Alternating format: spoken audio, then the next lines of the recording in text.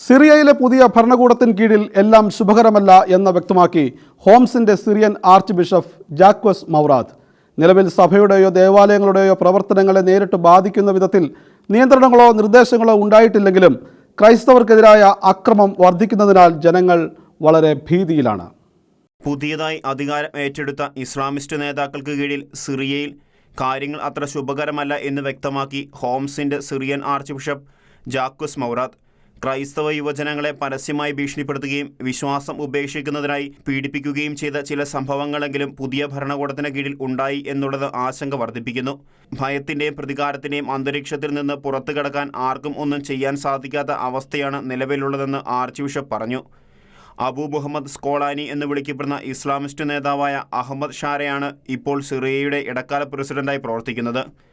സായുധ ജിഹാദി സംഘടനയായ ഹായത് Tahrir al ഷാമിൻ്റെ നേതാവാണ് അഹമ്മദ് ഷാര. ഇതുവരെ സഭയുടെയോ ദേവാലയങ്ങളുടെയോ പ്രവർത്തനങ്ങളെ നേരിട്ട് ബാധിക്കുന്ന വിധത്തിൽ നിയന്ത്രണങ്ങളോ നിർദ്ദേശങ്ങളോ ഉണ്ടായിട്ടില്ലെങ്കിലും അക്രമം വർദ്ധിക്കുന്നതിനാൽ ജനങ്ങൾ ഭീതിയിലാണ്. ആളുകളെ കാണാതാകുന്നു, മുൻ ഭരണകൂടവുമായി സഹകരിച്ചിരുന്നവരെ പരസ്യമായി പീഡിപ്പിക്കുന്നു, ജയിലുകൾ നിറഞ്ഞു കവിയുന്നു. ആരൊക്കെയാണ് ജീവിച്ചിരിക്കുന്നതെന്നും ആരൊക്കെയാണ് മരണമടഞ്ഞതെന്നും നിശ്ചയമില്ലാത്ത അവസ്ഥയാണ് നിലവിലുള്ളത്. സിറിയയിൽ നിന്ന് പലായനം ചെയ്യുക എന്നല്ലാതെ മറ്റൊരു മാർഗവും പല ക്രൈസ്തവർക്കും ഇല്ലെന്ന് ആർച്ച് ബിഷപ്പ് ജാക്വസ് മൗറാദ് പറഞ്ഞു.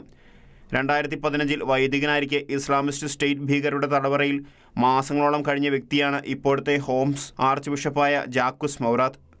International desk, Shekinah news.